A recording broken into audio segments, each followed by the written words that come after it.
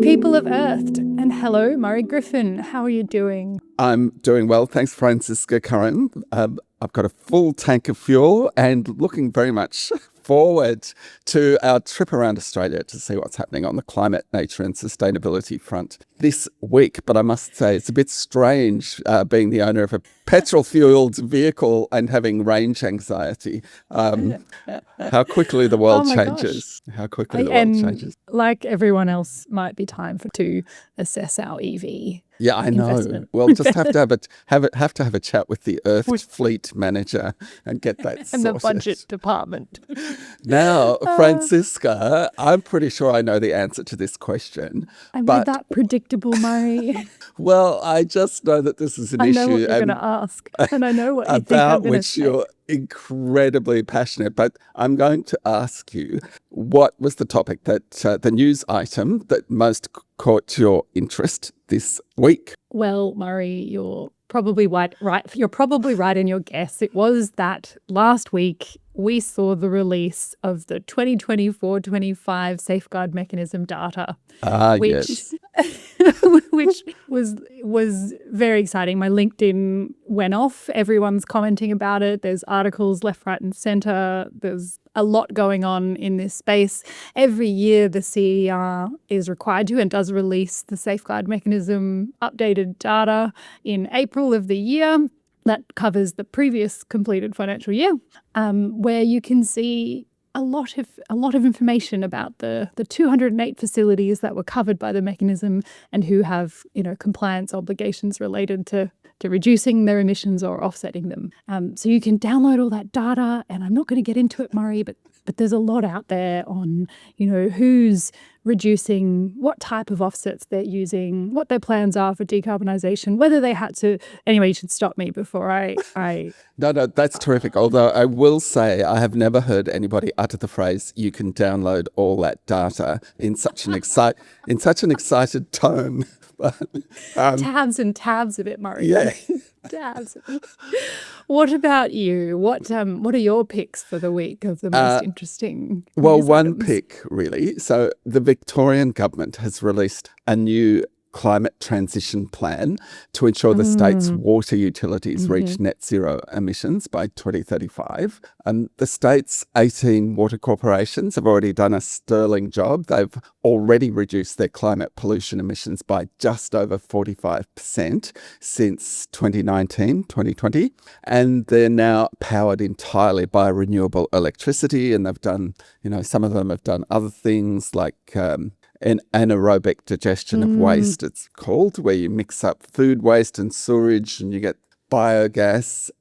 So they've done terrific things. And that 45% reduction in emissions that they've already achieved is equivalent to taking about 146,000 non-electric cars, like mine, off the road for a year. So measures in the new transition plan include establishing a standard cost for greenhouse gas emissions that will be used by the state's water businesses when they're making decisions about investment projects. It doesn't really elaborate on that, but I think that means that, if a project is going to cut emissions by X tons, then there's a value that you can ascribe to that's standard across all water businesses. Yes. And like a internal price on carbon sort of. Yeah, exactly, which a lot of companies have, but I don't know about utilities, water utilities. I suspect they don't have. The plan also points out that Melbourne Water has also undertaken to develop emissions reductions plans for its western and eastern sewage treatment plants,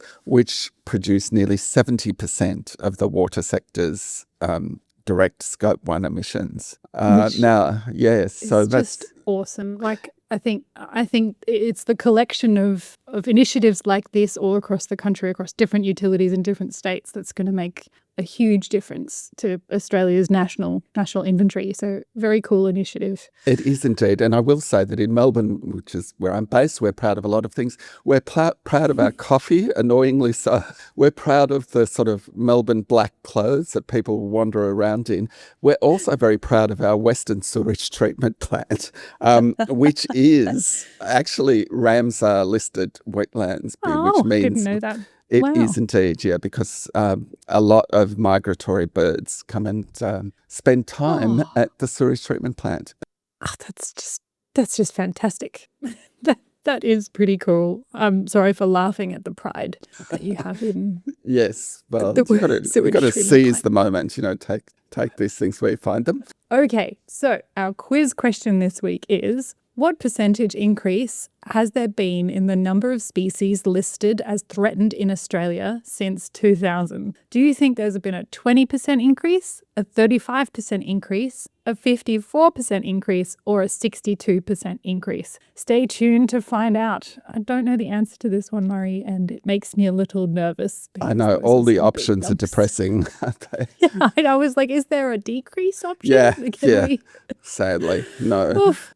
But let's start today by talking about seaweed, because this week there's a remarkable amount to say about the stuff, including money for seaweed and seaweed naming rights. So first up, the federal government has given industry growth program grants to 5 new projects, and 3 of them are seaweed projects. A company called Bioborn gets about $2.3 million to scale its microalgae production facility, which aims to produce a new range of biofertilizers to help increase crop yield. The WA-based CC Solutions will use its $2.1 million grant to help scale production of ulu, a seaweed-based product that is an alternative to plastic packaging. The grant will be used to help the company complete trials and commercialize its product. The company aims to achieve first sales of ulu in sustainable packaging for cosmetics. Meanwhile, Immersion Group will use its $750,000 grant to build a photobioreactor to cultivate a native seaweed that can be used to produce a feed additive that reduces methane emissions from animals. And in case you're wondering what a photobioreactor is, it's a chamber that's used to grow microalgae using light, water, and carbon dioxide. Tell me some more about seaweed, Murray. Okay, well, I'm a bit worried that some of our listeners might be pulled off because we've already mentioned anaerobic digestion and now photobioreactors. Photobioreactors. There'll be no more words like that in the rest of the episode, so rest assured. Oh, can you promise that? I can. I'm pretty confident. Well, in other seaweed news, Francisca, the New South Wales government has teamed up with the University of New South Wales to reinstate a seaweed known as crayweed along stretches of Sydney's coastline. When you think of seaweed, the chances are you're thinking of crayweed, which is the brownish-looking kelp that once formed vast underwater forests along Sydney's coast. But the crayweed forests pretty much disappeared from off the coast of Sydney in the 1980s, probably because of pollution. That's a problem because seaweed provides a habitat for fish and other marine life and helps to capture nutrient pollution that washes into marine waters from land. As the next step in the crayweed restoration project, scientists from the University of New South Wales and the Sydney Institute of Marine Science, as well as volunteers, are restoring a crayweed forest around Wiley's Baths at Coogee. And to celebrate the restoration work, they're inviting people to vote for their favourite name for the seaweed forest. Head to the Earth newsletter at earth.au to find the link to the voting page. New South Wales University's Professor in Marine Ecology, Adriana Verges, who is the Operation Crayweed co-founder, said that the restored kelp forest at Coogee is teeming with life just beneath the surface, supporting iconic species like blue groper and giant cuttlefish, while also capturing carbon and recycling nutrients. Tell me some more seaweed news, Francisca. Before I do, Murray, that is really cool. And I'm so excited that they're inviting people to vote for a name for the forest. Yes, well, it's actually... Will you be... Will I be Will voting? you be voting? Well, yeah, I think I probably will. There's 3 choices, so it's down to 3 choices. And people have until, I think, April. Well, voting must close. So listen to the end of this podcast and then go immediately and vote. Yes, that's our advice. But it's not one of those things where you can suggest a name, unfortunately. That No, hasn't worked sadly. in a lot of spheres in the past. Yeah. More seaweed news. Well, staying in New South Wales, the New South Wales government has released the environmental impact statement for AusKelp's proposed 200-hectare seaweed farm offshore from Eden. The kelp farm would produce more than 1,500 tonnes of wet seaweed annually, valued at more than $9 million, which could be used in food, for animal feed supplements, and in bioplastics. And the state government has also awarded an $896,000 grant to AusKelp for the purchase of a vessel that will plant and harvest the kelp. Murray, is there anything else to say about seaweed this week? There is, Francisca. There's one more thing, and we're heading over to the west coast, to Western Australia. New data from Western Australia's Bingerab-Jilba, also known as the Peel-Harvey Estuary, shows the total extent of seagrass has increased by 16% over the last 4 years in response to state government efforts to improve the estuary's health. The latest seagrass survey shows seagrass now covers more than 9,200 hectares in the estuary, accounting for about 71% of the total estuary area.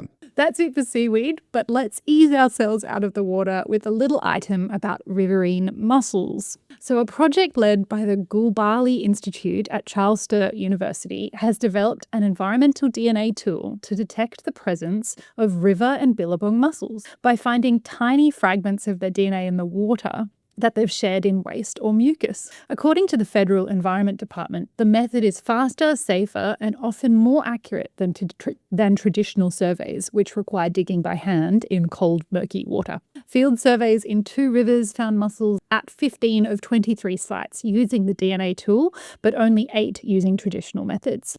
And I reckon that that's a technology that all those working in the mussel survey industry would be very excited about, because they don't have to shove their hands in cold, muddy water anymore. They just have to do some testing.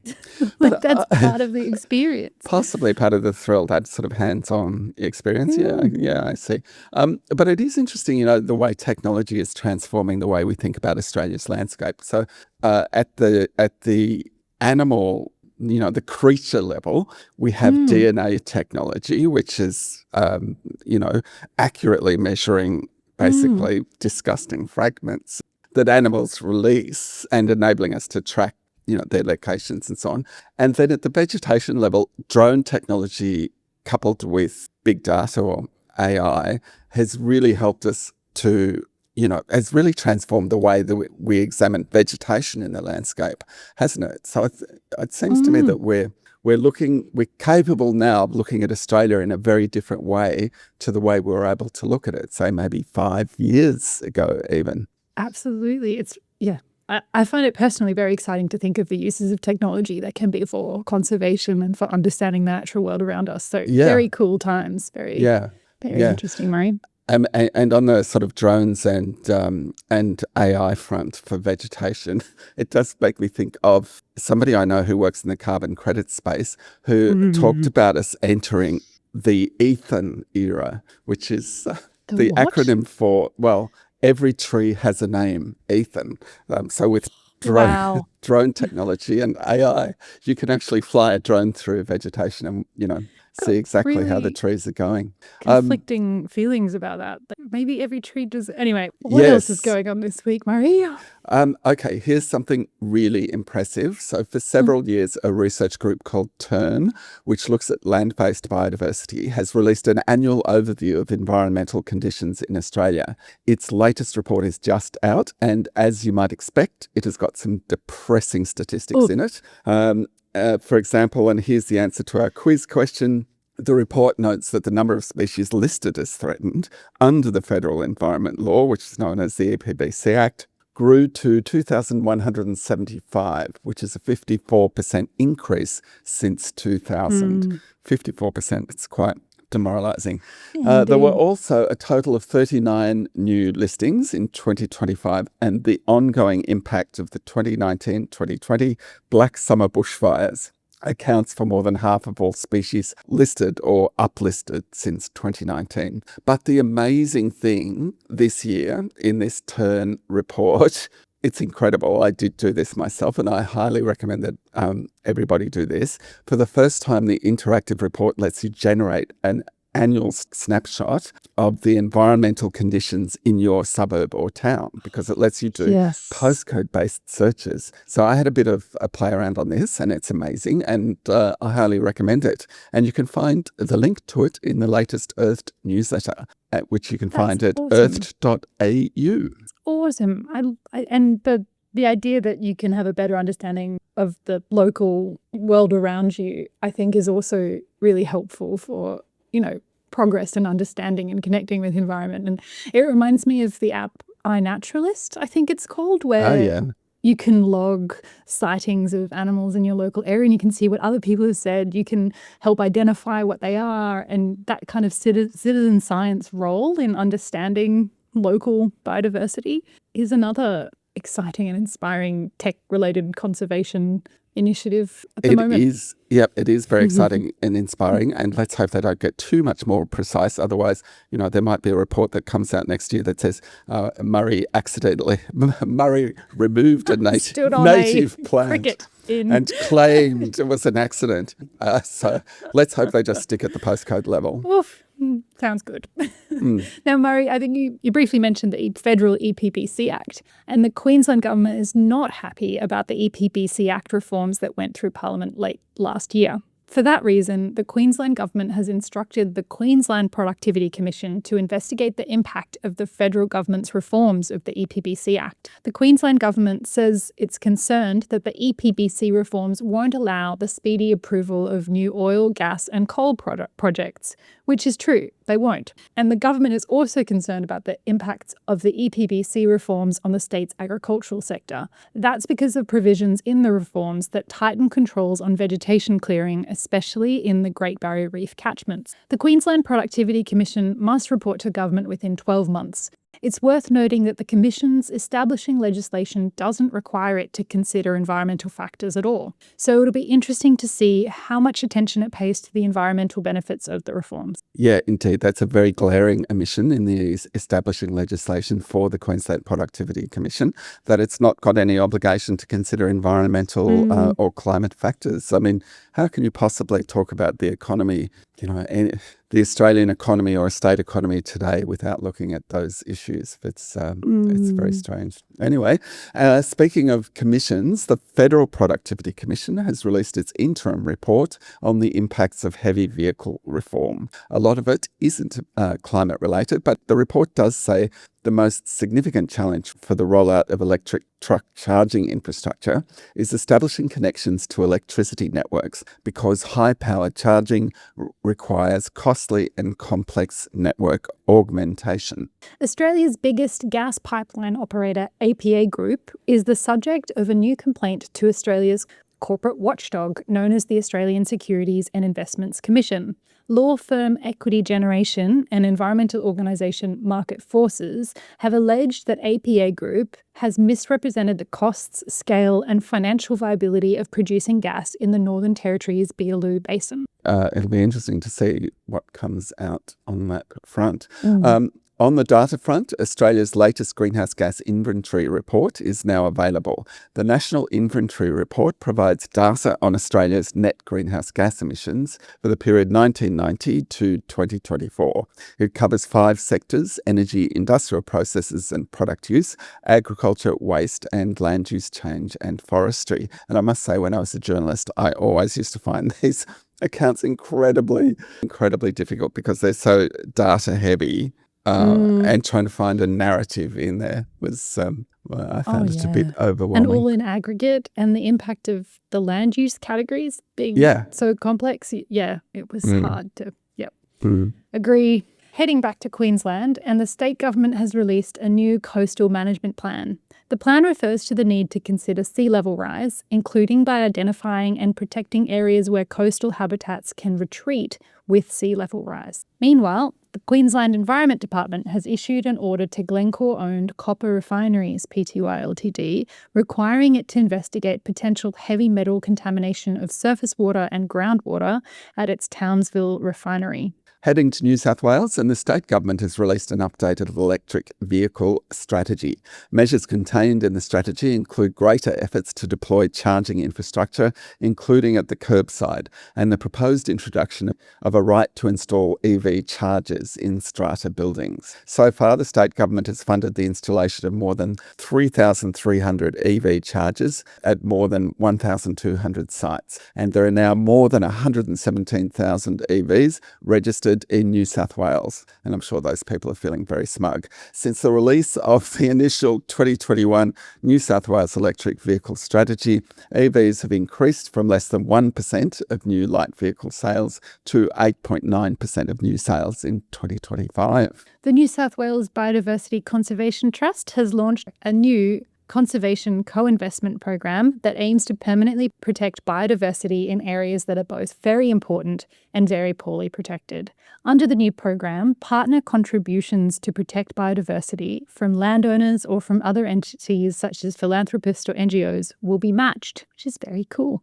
It is indeed. The New South Wales government has announced new recipients of low carbon landscapes grants. One project will support WWF Australia's Koala Friendly Carbon Initiative, which aims to restore habitat for endangered East Coast koalas. The grant will be used to develop proposals for carbon credit projects that support biodiversity, Indigenous leadership and nature-positive restoration across the Richmond and Clarence catchments. Another project delivered by Australia Wool Innovation will work with 21 sheep farms to develop a reliable way to measure and track soil carbon, while assessing each farm's potential to run carbon credit projects. The New South Wales government has signed a massive new renewable energy contract with Snowy Energy, the retail arm of Snowy Hydro. The $1.9 billion 7-year renewable energy power purchase agreement with Snowy Energy will result in the state's entire public transport system being powered by renewables. The switch to renewables will allow Transport New South Wales to avoid the equivalent of more than 800,000 tonnes of CO2 each year,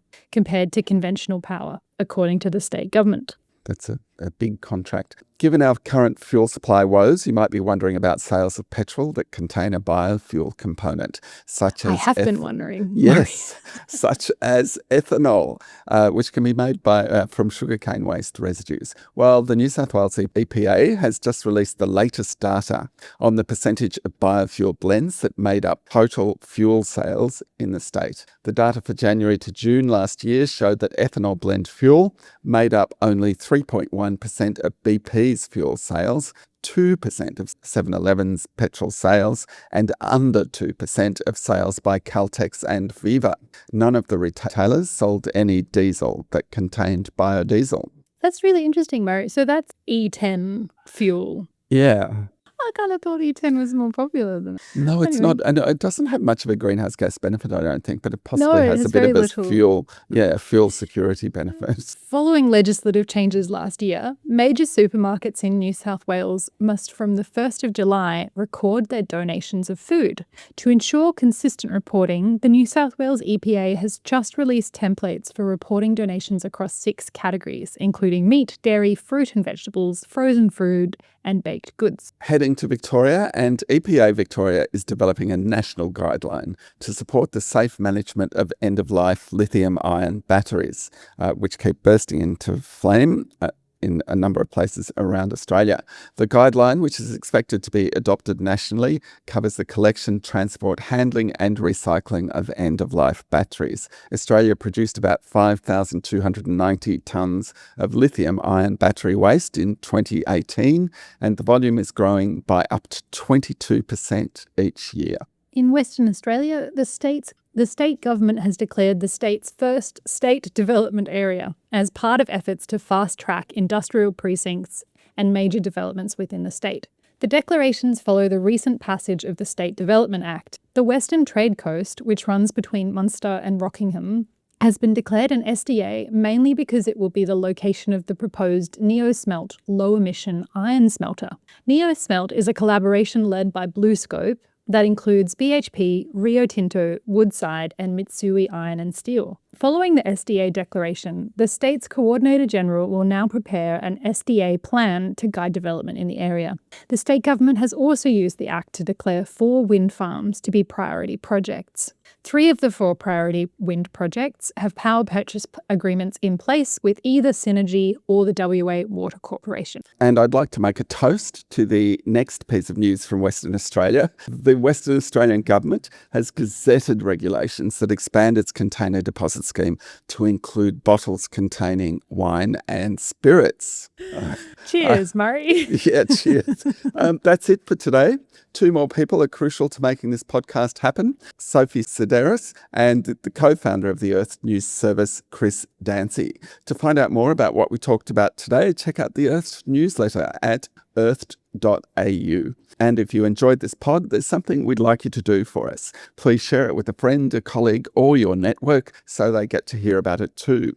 And give us some stars on your pod listening platform. When Spotify and Apple see stars, they're more likely to put our pod in front of other people. See you next week. See you next week.